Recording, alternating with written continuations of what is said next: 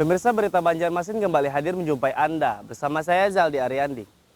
Sejumlah berita aktual dan beberapa informasi menarik lainnya telah kami siapkan untuk Anda. Berikut berita utama hari ini.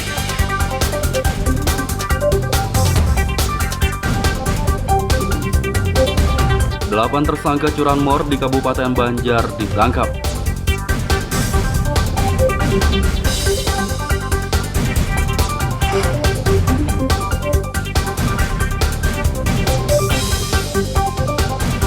Korban arisan bodong tersangka RA bertambah, sudah ada 356 orang yang melapor.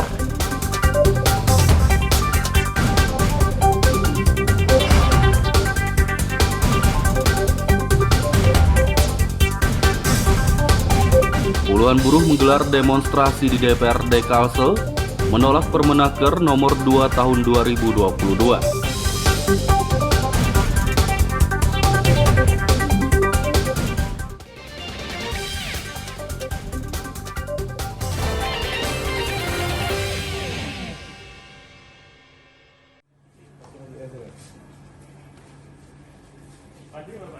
Delapan tersangka pencurian kendaraan bermotor curanmor ditangkap kepolisian Kabupaten Banjar.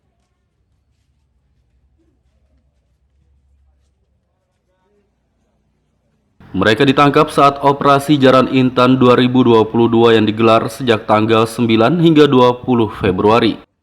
Polisi juga menangkap 2 penadah dan menyita 24 barang bukti motor curian. Para tersangka mencuri motor dengan berbagai modus, diantaranya meminjam dan mengambil langsung secara diam-diam. Masyarakat diimbau untuk selalu waspada saat meninggalkan kendaraan bermotornya di tempat-tempat umum. Modusnya mereka rata-rata mengambil barang yang dipinjam dari orang, sama barang yang ditinggal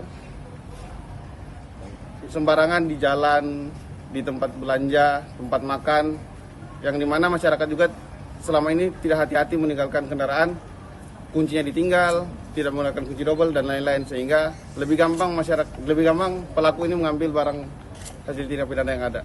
TKP-nya di mana aja nih, Pak? Untuk TKP-nya kebanyakan di Jalan Veteran, di Matraman sendiri, sama Martapura Kota. Rata-rata dijualnya berapa harganya, Pak, dengan puluhan kendaraan ini, Pak? Bervariasi, Pak, untuk kendaraan tersendiri. Tergantung kondisi kendaraan dan tergantung pembelinya siapa, Pak. Kalau pembelinya berniat, ya otomatis murah. Tapi kalau pembeli yang tidak mengetahui, ya harganya agak mahal, Pak. Jadi bervariasi untuk harga. Dari 8 tersangka curanmor, 6 diantaranya merupakan target operasi atau TO, dan 2 orang residivis kasus yang sama. Dari Kabupaten Banjar, Lutfi Darlan dan Fahmi melaporkan.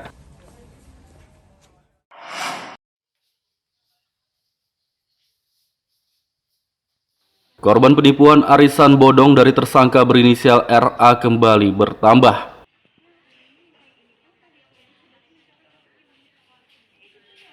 Data terbaru sudah ada 356 orang yang melapor ditipu wanita berusia 24 tahun tersebut. Sedangkan kerugian ditaksir mencapai 8,7 miliar rupiah.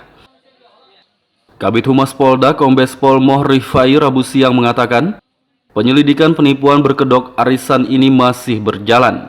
Pihaknya juga masih membuka posko pengaduan bagi para korban. Jumlah pelapor sudah 126 kemarin. Dan tadi malam sampai dengan hari ini sudah masuk lapor lagi sekitar 230 orang, ya. Dan kerugian kemarin saya sampaikan, saya ulangi ini saya sampaikan 2,7, ya, 2,7 M. Dan menambah dengan laporan 230 menambah 6 M lagi, jadi 2,7 ditambah 6 M. Ini masih berlanjut update terus karena penyelidikan masih terus dilakukan oleh Direktorat Kriminal Umum Polda Kalsel, karena kasus ini ditarik ke Polda supaya lebih fair atau lebih profesional, tidak di Polresta lagi, karena inisial pelaku atau tersangka saya sampaikan kemarin adalah RA. Tersangka RA yang telah ditangkap pada beberapa hari lalu diketahui merupakan bayangkari atau istri dari salah satu personel Polresta Banjarmasin. Bidang Propam Polda telah memeriksa suaminya untuk melengkapi penyelidikan. Dari Kota Banjarmasin, Lutfi Darlan dan Fahrulani melaporkan. 30 kek, nggak usah ditanya banyak-banyak BPJS jawabannya gitu, udah pasti. Gedung DPRD Kalsel di kawasan Lambung Mangkurat, Banjarmasin Tengah, Rabu siang didemo puluhan buruh.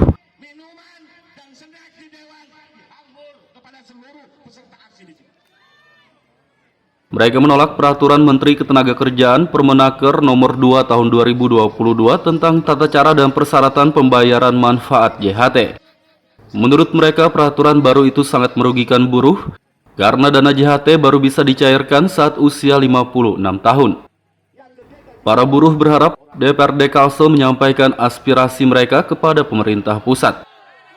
Minta dukungan, pernyataan sikap kami juga harus sama dengan pernyataan sikap Dewan untuk sama-sama menolak lahirnya Permenaker Nomor 2 Tahun 2022 tentang tata cara persyaratan pembayaran manfaat jaminan hari tua, yang dimana itu adalah sangat merugikan pekerja karena isi di dalam Permenaker itu adalah persis dengan isi PP nomor 46 tahun 2015 yang lalu yang pernah kita tolak. Oleh karena itu, pernyataan sikap kami, satu, apabila Permenaker ini tidak dicabut dan dikembalikan kepada Permenaker nomor 19 tahun 2015, kami akan menyatakan sikap buruh Banua, akan menyatakan sikap keluar dari kepesertaan BPJS Ketenagakerjaan. Itu sudah harga mati bagi kami untuk keluar daripada BPJS Ketenagakerjaan dan tidak akan ikut program 4 yang diprogramkan oleh BPJS, yaitu JKK, JHT, JKM maupun JP. Mereka mengancam akan keluar dari BPJS Ketenagakerjaan jika Permenaker tidak dicabut. Dari Kota Banjarmasin, Lutfi Darlan dan Hafiz Arahman melaporkan.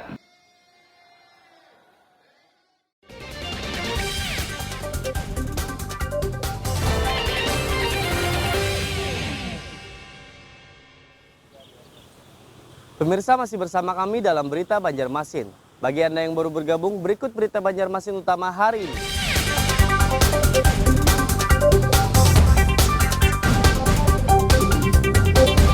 Delapan tersangka curanmor di Kabupaten Banjar ditangkap.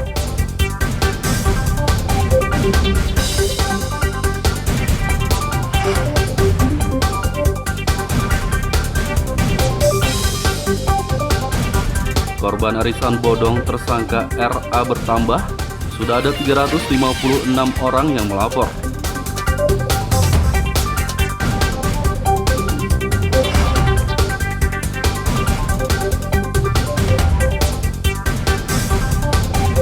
Puluhan buruh menggelar demonstrasi di DPRD Kalsel menolak Permenaker Nomor 2 Tahun 2022.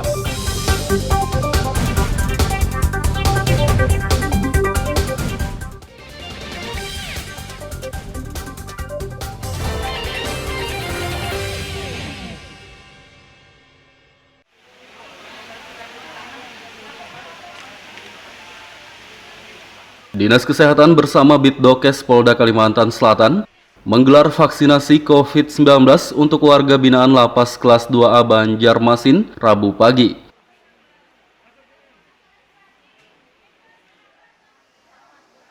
Sebelum disuntik vaksin, warga binaan dikeluarkan dari ruang tahanan secara bertahap dan menjalani pemeriksaan kesehatan terlebih dahulu. Total ada 2.060 warga binaan di lapas ini yang divaksin dari dosis pertama, kedua, dan sebagian dosis ketiga atau booster. Salah satu warga binaan, Fahmi, mengaku menyambut baik vaksinasi untuk mencegah terpapar virus corona. Sebelumnya vaksin di mana, Bang? 1-2-nya? Ini juga, Bang. Ada Biasa ya.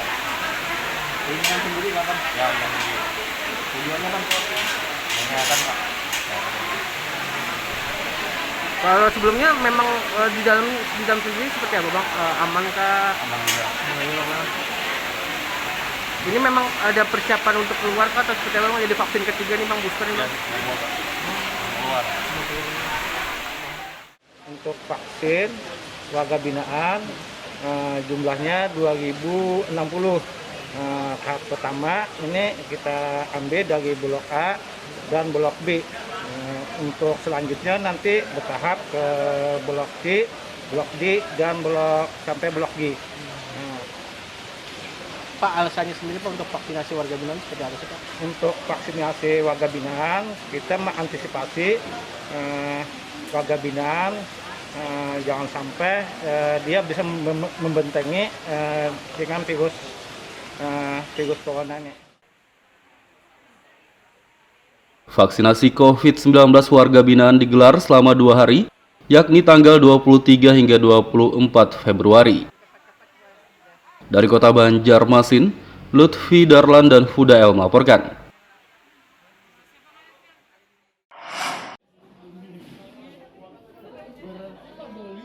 Pemerintah Kota Banjarmasin menggelar vaksinasi COVID-19 dosis ketiga atau booster untuk aparatur sipil negara ASN. Vaksinasi digelar di Balai Kota sejak Rabu kemarin hingga 7 hari ke depan. Ada 7.000 ASN di lingkup pemerintahan Kota Banjarmasin yang menjadi sasarannya, sehingga setiap harinya 1.000 ASN yang divaksin. Kita laksanakan vaksinasi booster untuk ASN Pemkot Banjarmasin dalam rangka juga mengejar target mudah-mudahan sebelum Ramadan angkanya sudah capaian sudah tinggi sehingga kita bisa turun level. Nah, oleh karena itu ini kan ada sekitar 7.000 ASN kota, dimulai dari yang di Balai Kota dulu. Nah, kemudian di dinas-dinas lain. Tapi tentu yang rata-rata memang booster semua. Nah, kami berharap ini bisa segera dilaksanakan dalam beberapa hari ini supaya ya paling tidak 1.000 orang lah per hari masih bisa. Di samping juga mungkin ada yang vaksinasi massal ya bersama-sama dengan kesepakatan Forkopimda kemarin. Tapi kami berharap yang ini juga bisa dilaksanakan dengan baik. Pemerintah menargetkan seluruh ASN di Kota Banjarmasin telah divaksin booster sebelum bulan Ramadan. Dari Kota Banjarmasin, Lutfi Darlan dan Fudael melaporkan.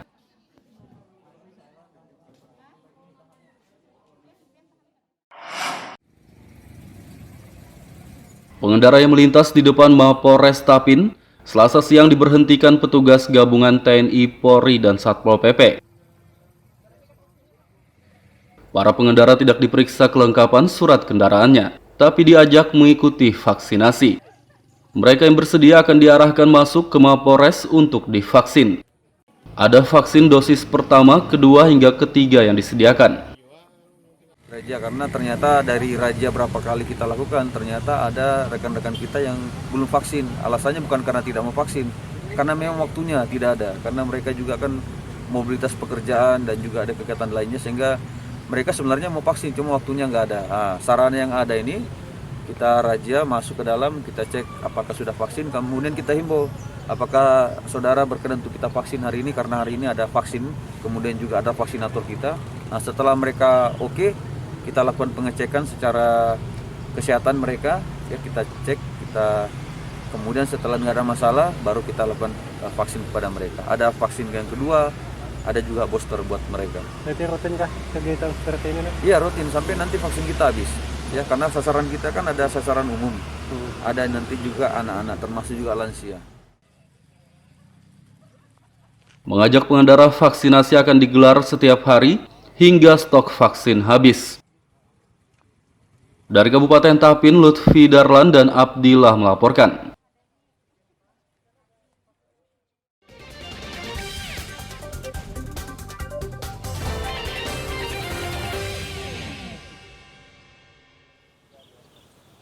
Pemirsa, masih bersama kami dalam Berita Banjarmasin. Bagi Anda yang baru bergabung, berikut Berita Banjarmasin utama hari ini.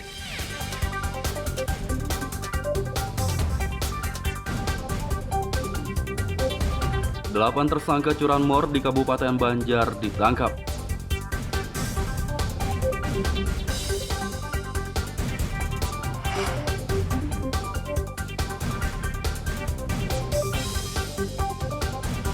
Korban arisan bodong tersangka RA bertambah, sudah ada 356 orang yang melapor.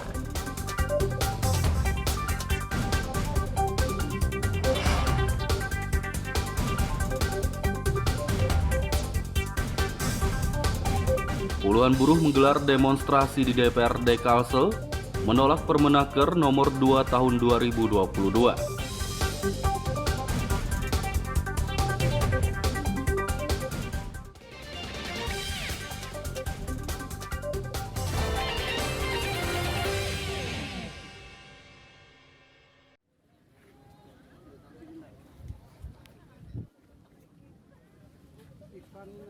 Sebuah mobil tercebur ke sungai di desa Sungai Batang Ilir, Kecamatan Martapura Barat, Kabupaten Banjar, Selasa sore. Warga bersama anggota pemadam kebakaran bergegas menyelamatkan pengendara dan mengevakuasi mobil tersebut. Kasih Penyelamatan dan Evakuasi Dinas Damkar Gusti Yudi menjelaskan, pengendara baru saja berkunjung dari rumah kerabatnya dan hendak menuju ke Pengaron. Saat memutar balik mobilnya, si pengendara menginjak pedal gas. Mobil pun melaju dan menabrak siring hingga tercebur. Yang bersangkutan, driver atau penumpangnya, itu saat memundurkan mobil ke badan jalan, mau mengeluarkan mobil dari halaman rumah karena kebetulan rumah tersebut berhadapan dengan jalan dan di sebelah jalannya itu adalah bantaran sungai. Yang bersangkutan mengaku keinjak gas tidak sengaja sehingga langsung mundur dan meluncur ke pinggiran badan sungai, tercebur di situ. Karena yang bersangkutan menuturkan biasa menggunakan mobil matic dan pada saat itu dia menggunakan mobil manual. Dia mengira dia menginjak pedal rem, tapi ternyata menginjak pedal gas dan akhirnya tercebur. Pengendara selamat dan mobilnya diderek ke bengkel. Dari Kabupaten Banjar, Lutfi Darlan dan Fahmi melaporkan.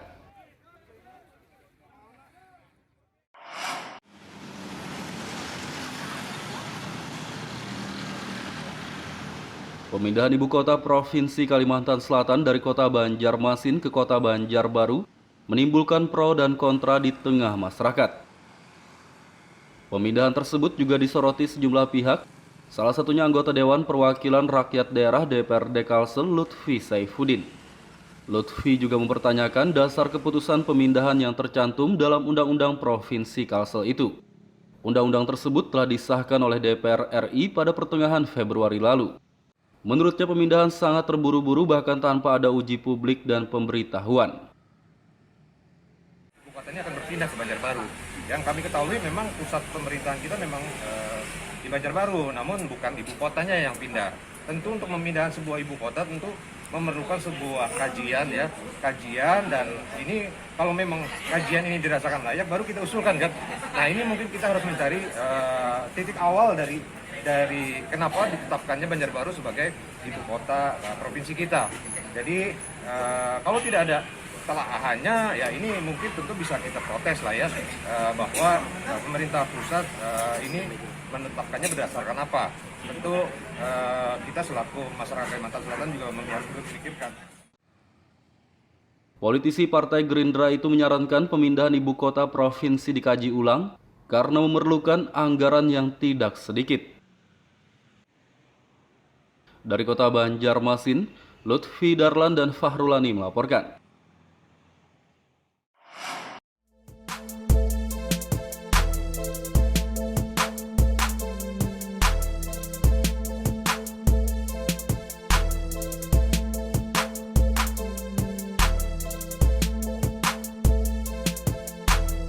Di Desa Sidomulyo, Kecamatan Kelumpang Hulu, Kabupaten Kota Baru, ada tempat usaha pembuatan kerajinan limbah kayu ulin yang begitu kreatif.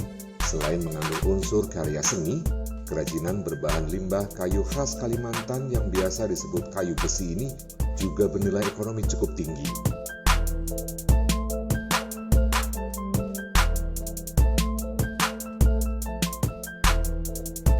Usaha kerajinan limbah kayu ulin ini dimiliki oleh Muhammad Zulfikri. Untuk membuat kerajinan, ia dibantu oleh 3 orang pekerjanya. Di tempat inilah para pekerjanya mengolah limbah kayu ulin menjadi sebuah karya seni berupa meja, bangku, hiasan dinding, dan perabotan rumah lainnya.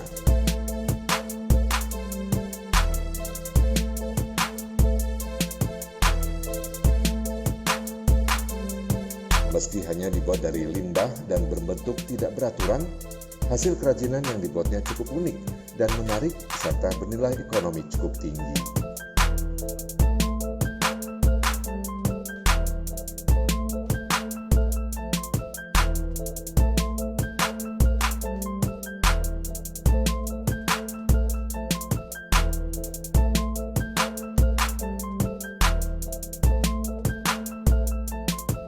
Limbah-limbah kayu ulin yang merupakan bahan utama kerajinan ini didapat Zulfikri dari dalam tanah di sekitar area perkebunan kelapa sawit.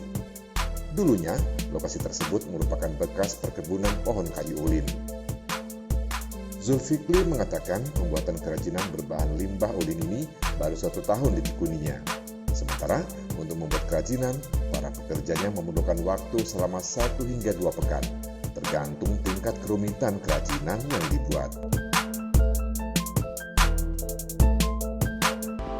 Kerajinan ulin ini kami mulai sejak setahun yang lewat. Ya, sekitar setahun yang lewat. Karena ada beberapa orang yang bisa kami rekrut untuk membuat meja dari kayu ulin. Limbah karena potensi yang ada di kebun-kebun kelapa sawit. Jadi itu kami manfaatkan untuk dibuat meja sebagai kerajinan untuk diproduksi. Jadi bahan yang bermanfaat dan mempunyai nilai yang tinggi. Jadi beberapa orang ini ada tiga orang yang mengerjakan bermacam-macam bentuk sehingga bisa dijadikan nilai tambah bagi kehidupan mereka. Kalau yang agak besar dan seperti contoh yang itu mungkin agak susah, tapi kalau yang mungkin sekitar 2 hari bisa 2 hari sampai 3 hari selesai satu musik yang agak kecil aja.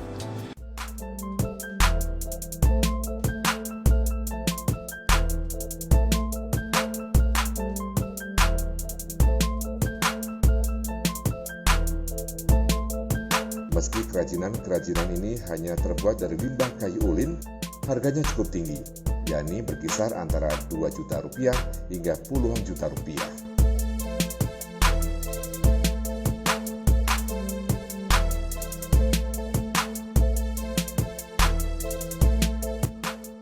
Muhammad Lufid Darlan melaporkan dari Kabupaten Kota Baru.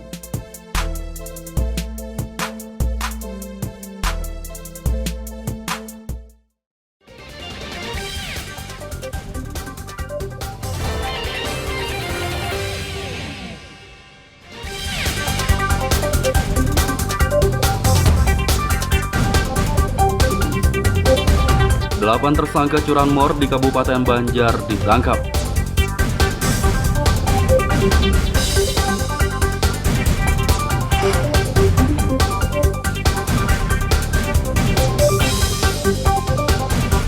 Korban arisan bodong tersangka RA bertambah, sudah ada 356 orang yang melapor.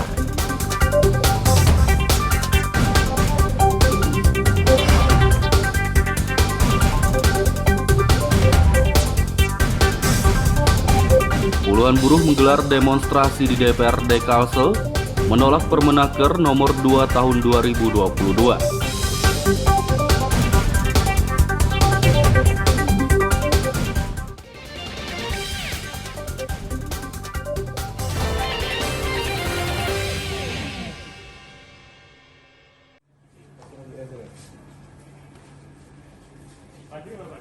Delapan tersangka pencurian kendaraan bermotor curanmor ditangkap kepolisian Kabupaten Banjar.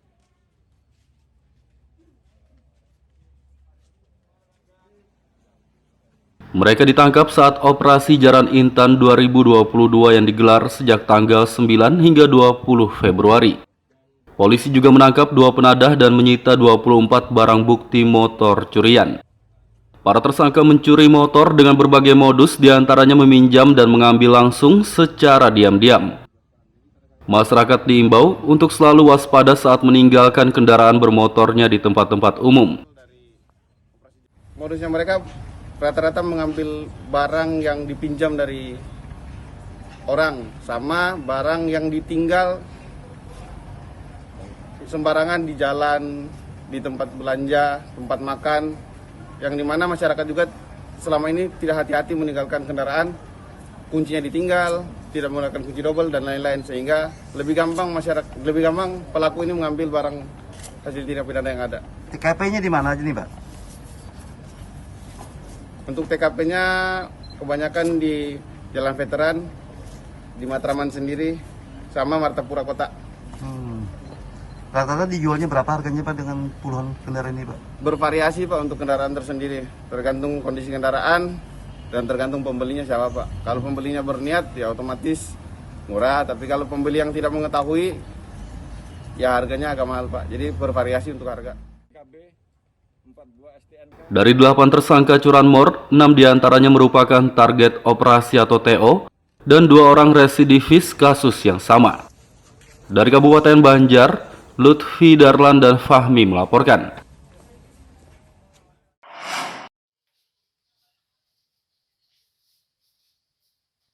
Korban penipuan arisan bodong dari tersangka berinisial RA kembali bertambah.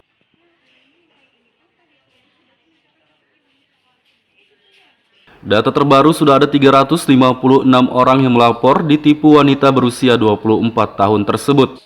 Sedangkan kerugian ditaksir mencapai 8,7 miliar rupiah. Kabid Humas Polda Kombes Pol Moh Rifai Rabu siang mengatakan, penyelidikan penipuan berkedok arisan ini masih berjalan. Pihaknya juga masih membuka posko pengaduan bagi para korban. Jumlah pelapor sudah 126 kemarin. Dan tadi malam sampai dengan hari ini sudah masuk lapor lagi sekitar 230 orang, ya. Dan kerugian kemarin saya sampaikan, saya ulangi ini saya sampaikan 2,7, ya, 2,7 M. Dan menambah dengan laporan 230 menambah 6 M lagi, jadi 2,7 ditambah 6 M.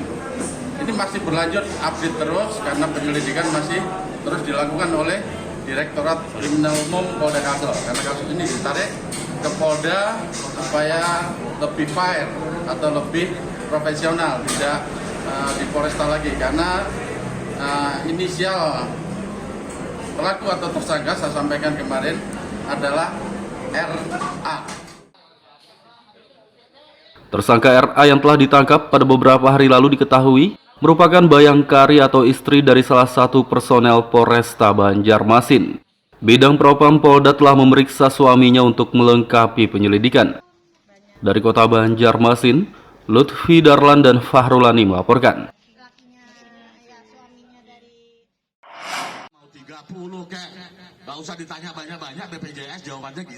Gedung DPRD Kalsel di kawasan Lambung Mangkurat, Banjarmasin Tengah, Rabu siang didemo puluhan buruh.